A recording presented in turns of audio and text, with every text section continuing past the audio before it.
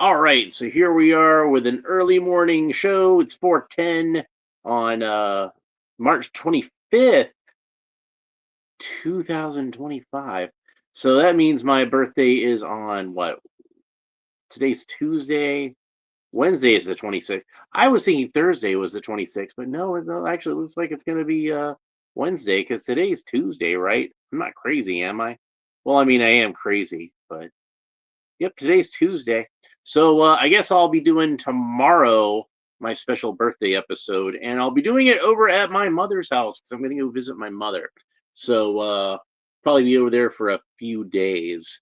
Uh, got some stuff going on, so I'm going to be helping out around my mother's house for a little bit, staying over there for a bit. So let's go ahead and talk about this guy. This is the third of the three recent figures that I picked up from Mattel Creations. And you can see this Masters Universe Origins. It's the Powers of Grayskull Hero, the most powerful wizard in the universe, and he's already starting to slip out of this package because he's not taped in here at all. The slider slides right off. We might as well go ahead and take him out. Oh, there's a whole box of stuff here. Let's set that aside. Get to that in a second. There's the actual figure. We'll get to him in a second. Let's have a look at this outer box. So on the back, we have a picture of Hero battling this minotaur-looking creature, like a four-armed minotaur with like a golden head. It says Club Grayskull because this was an exclusive for Club Grayskull. The subscription is $10, and they're supposed to have some exclusive figures you can only get if you're subscribed. Uh, this warrior woman over here, that's Sharella.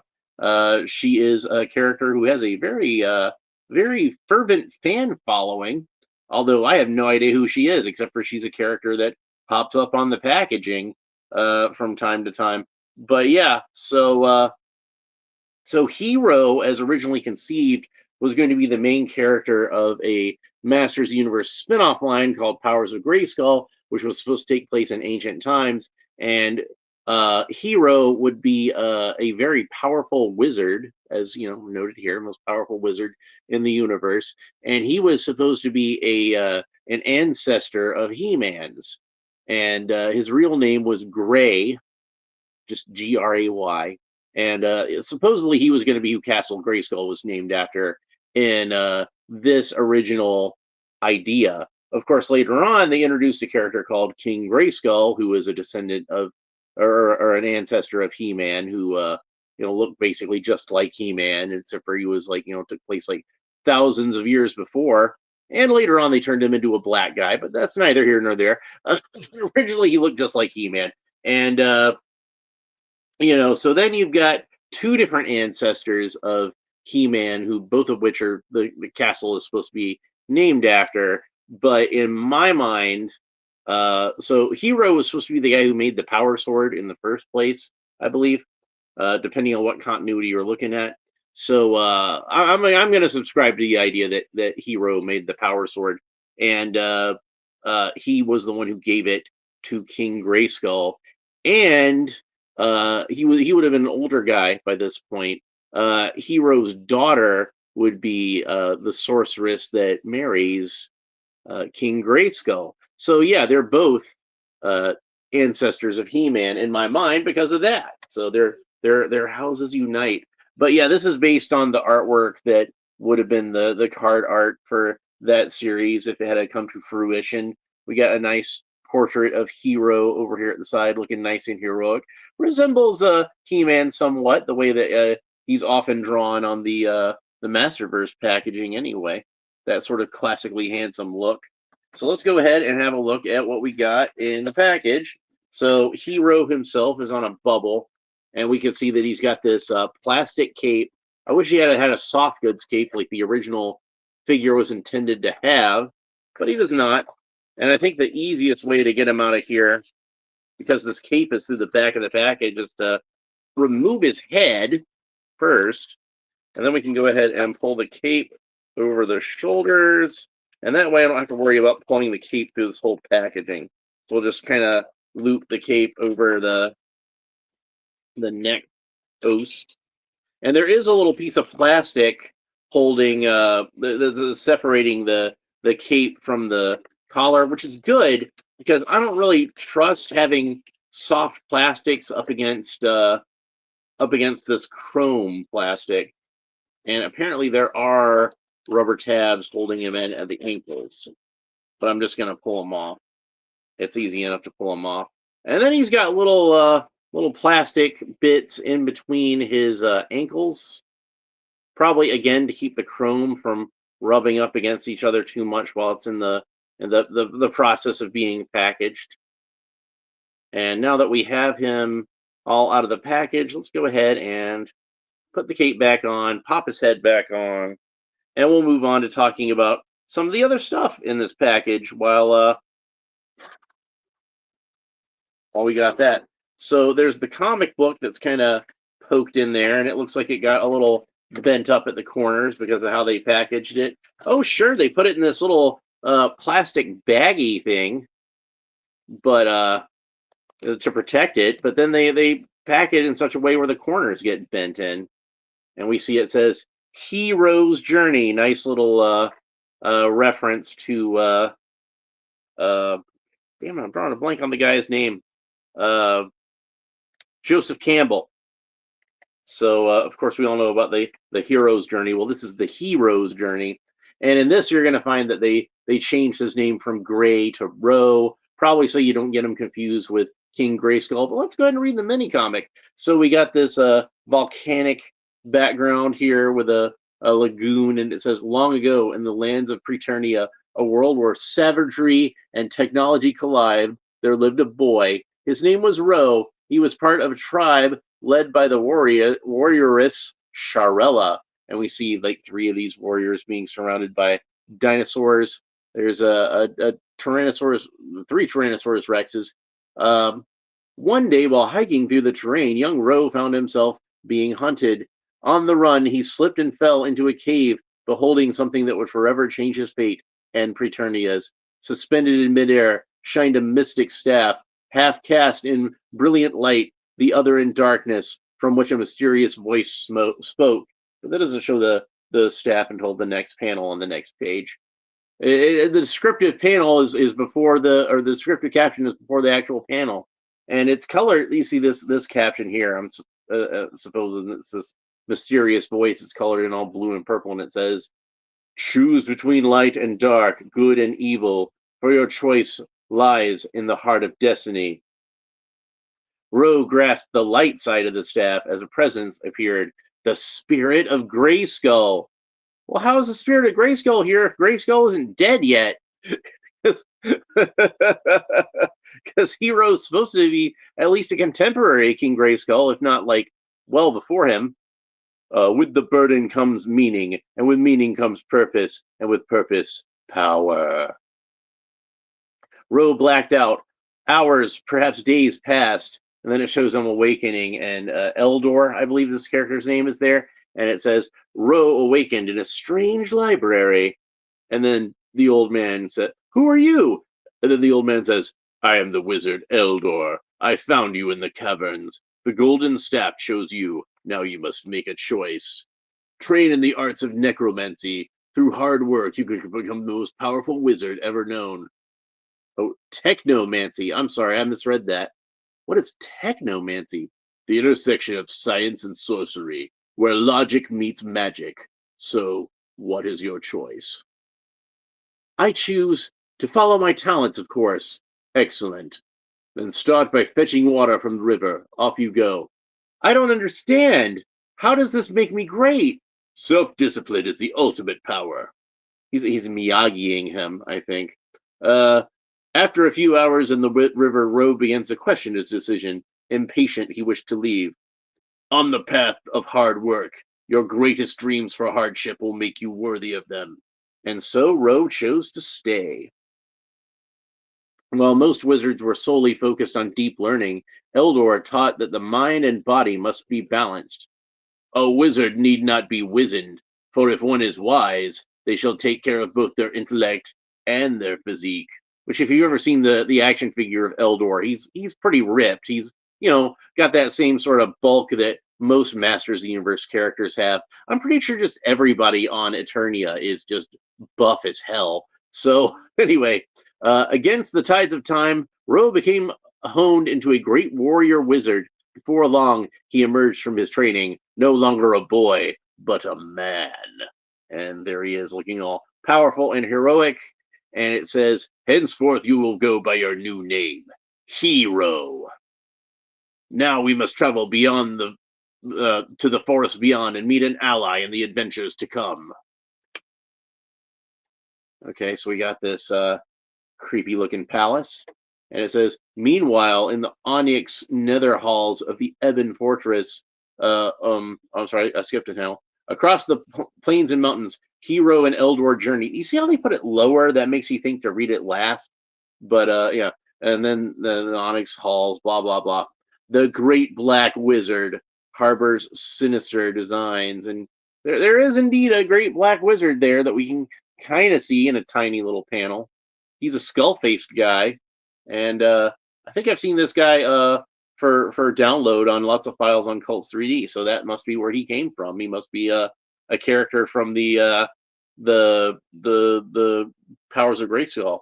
The great black wizard harbors sinister designs. The golden staff holds untold power. With it, I shall capture Grayskull. Come forth, snake men. We've travelers to catch. On the outskirts of the fortress, astride his steed, the dread-horned wizard rallies his enemies. And yes, I'm doing the Skeletor voice because I'm imagining this is already. I'm already imagining this as a guy who he's bound to the same demon that Keldor would later be bound to. So he's like the Skeletor of that time. After much journeying, Hero and Eldor are ambushed. Give us the staff, boy, says Ratlor. Never! And he's fine. Like the figures are so tiny here. They really need to have a better establishing shot of what the great black wizard looks like, I think. Fool! You actually believe a used-up wizard is an apprentice stand a chance? Believe it. So good shall always triumph over evil. All it needs is the confidence to do so. And it shows him fighting the great black wizard. And then there's a panel of them facing off there and says, we've got your mentor. Surrender. And then Elrond says, don't listen, Hero. They only take hostage. Those who take hostages only deal in lies. Then came the booming voice that rose from the ground itself. And it's Mossman. I see we've got snakes in my garden, not to mention their handler. It is an honor. Oh, I'm sorry. They put the captions in the wrong place. They need to learn how to put captions in these comics. I realize these are made in house by people who might not necessarily know how comic books work, but they need to learn because it makes the reading confusing. And then Hero, meet my old friend Mossman, guardian of the forests. It is an honor. As the villains flee to the horizon, our heroes convene. At last, you have reunited. A great destiny awaits. If you have the will to seize it, a great conflict approaches, and good must ever be ready. Henceforth, you are more powerful than your mere selves. You are the masters of Preternia. Well, better than being masters of the universe, I suppose. Because I never really like that slogan, I like it as the name of the toy line, it's fine, but I don't like it when it's their superhero name, like they're the Avengers or something. That's just weird to me. All right, so in the box, we just have one thing, which is this staff, which is in one of these paper envelopes. So let's go ahead and get that opened up and pull that out.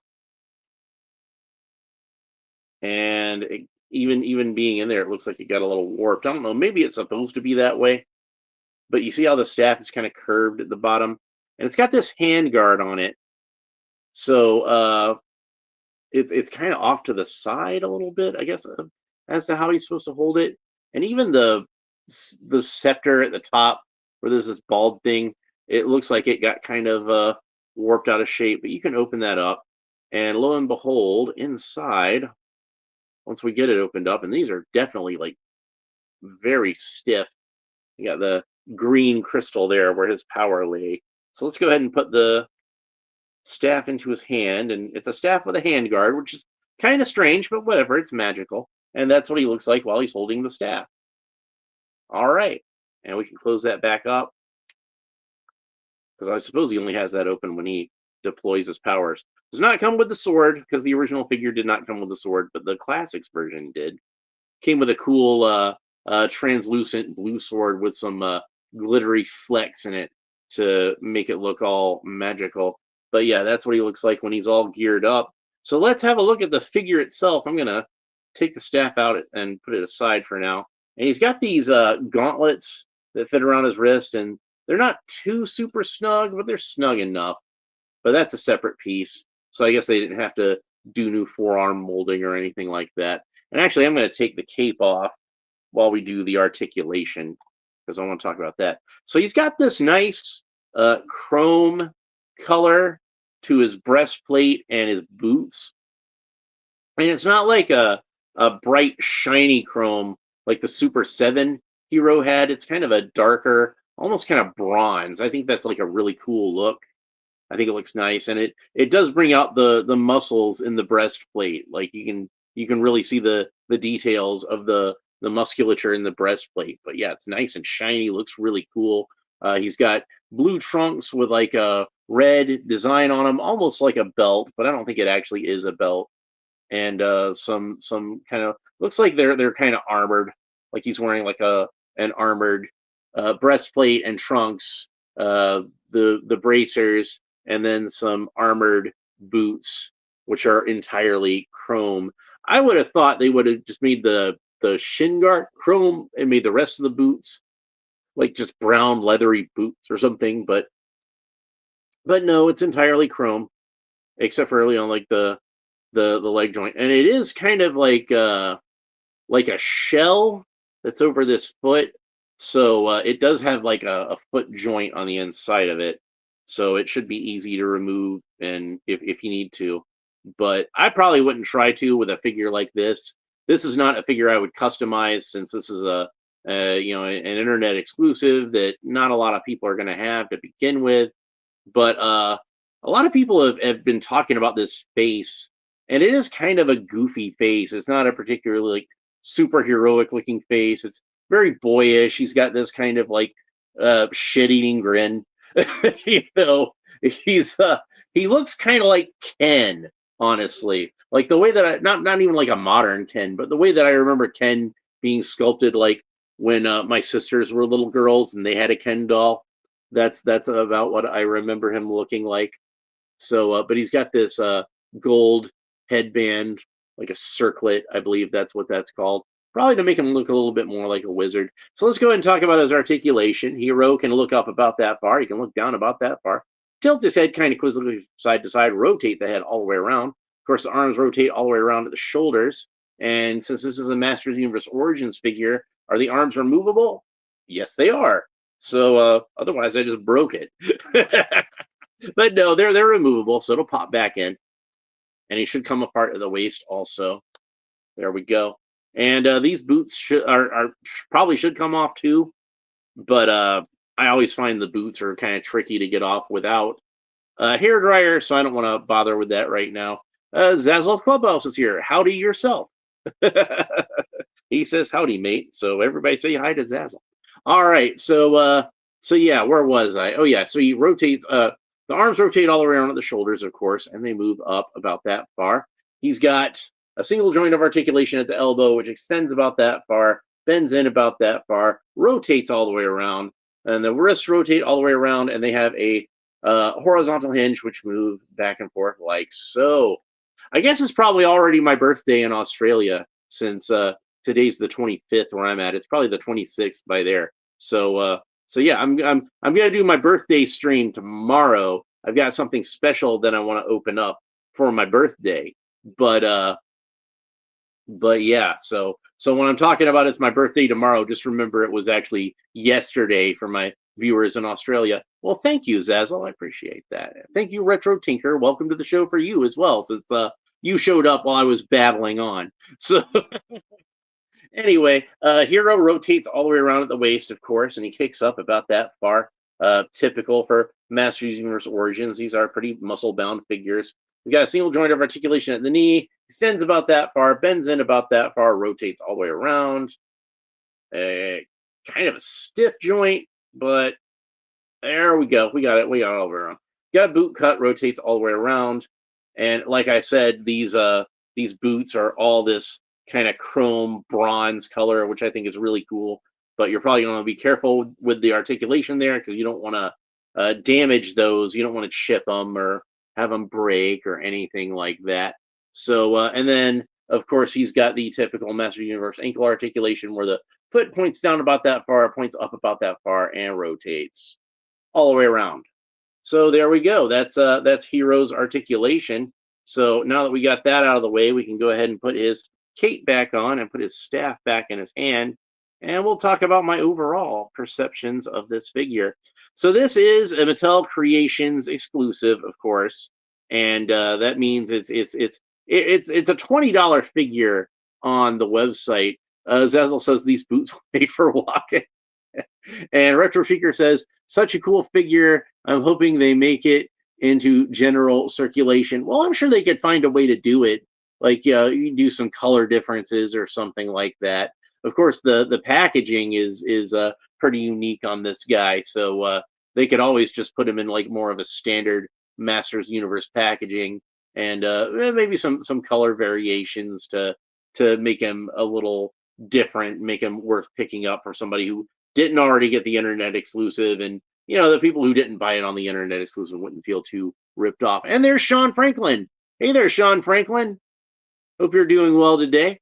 All right, so is this figure worth picking up though? Well, he is a little pricier just because he's a $20 figure rather than being like usually I see Master Universe Origins at retail for around $18. So he's already a couple of bucks more there. Plus, you would have to get the Club Grayskull subscription, which is going to be another $10 on top of that. Now, to be fair, you're going to have more than one figure coming out through that Club Grayskull subscription that's like exclusive to that. I don't know exactly how many, but let's assume that it's a quarterly thing. Let's assume they do like 4 a year. Well, you take that $10 and you divide it by 4, and it's an extra $2.50 per figure. We're just making an assumption right now. We're making an educated guess. I'm going to say they're going to do them at least quarterly, if not monthly. So then you're talking about a figure that's maybe about $5 more than a standard figure. So I do think that the chrome does add a little bit of prestige to this figure. It's not something we see a whole lot on Masters of the Universe figures. Of course, we've seen it on the Battlefield Warriors pack with math is hard. I hate math. It's hard for me anyway. but yeah, the chrome is really cool. I really like it. But yeah, the Battlefield Warriors version of Battle Armor He-Man, he had a chrome breastplate, and of course, Flying Fist He-Man had a chrome breastplate, and Dragon or not Dragon, Terror Claw Skeletor that we talked about a while back. He's got chrome on him, but you don't see it a whole heck of a lot of Masters of the Universe. I don't know. I don't regret picking him up for the price that I did. I think for me it was worth it, but it's really going to depend a lot. Hero's kind of a little bit more of a niche character. Also, he's not really one that's like considered like an essential Masters Universe character. I don't think by most people, since he wasn't ever on the show, wasn't really in the mini comics or any of the regular size comics too much.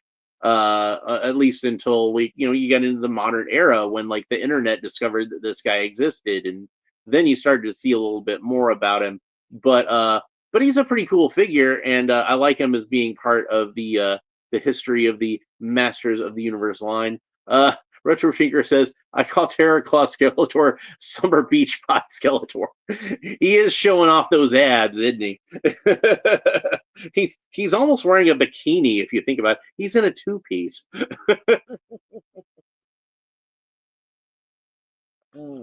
Yeah, and like I said in that review, I kind of feel like that one was a little inspired by Freddy Krueger with the claws and everything. But yeah, if you can get him, he's like I said on the Mattel Creations website. He's probably worth picking up. I thought he was worth picking up, but whether or not you think he's worth picking up is going to depend on I guess how important a part of history you think this character is. Skeletor, we don't need another hero. Hey, that movie was from Australia, wasn't it? Mad Max Beyond Thunderdome. So I love that song. That's like one of my favorite Tina Turner songs. But was it Northern Kings? I think did a cover of it. That's pretty badass. That's worth checking out if you haven't heard it. It's on YouTube. But Retro Tinker says it's Skeletor having hot girl summer. Skeletor, I think, always thinks he's hot, even with the skull face. Like he's like, yeah, that's I look perfect now. And like, to me, my idea of Skeletor is that, like in the classics origin, they talk about how his soul was bound to that demon, and Keldor was, and I kind of think Skeletor is not necessarily uh when the soul was bound to the demon, it makes him so he's not Keldor anymore, nor is he the demon. He's like this completely other entity onto himself. That's how I think of Skeletor. So the whole is a completely different thing than the sum of the parts, if that makes any sense. But yeah, Hero's pretty cool.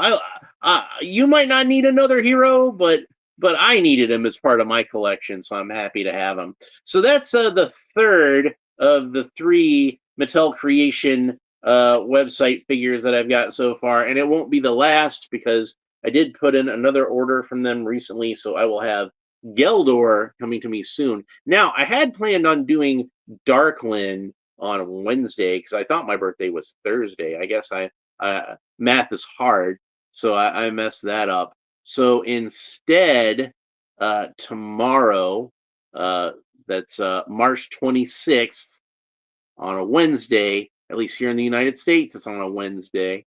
I will. Zazzle says Hero Beyond Thunder Punch. Yeah, that's it. Good. I like that. But yeah, so Wednesday, March 26th, that's gonna be my birthday. So I'm gonna have something special to open up, my birthday present to myself.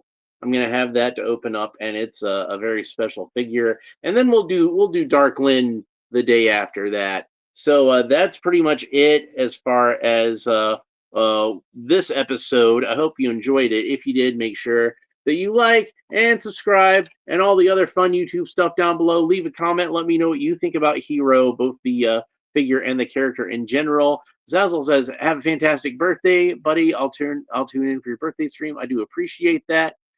Treasures from Tigger showed up. Says, "Howdy and happy birthday." Well, thank you very much.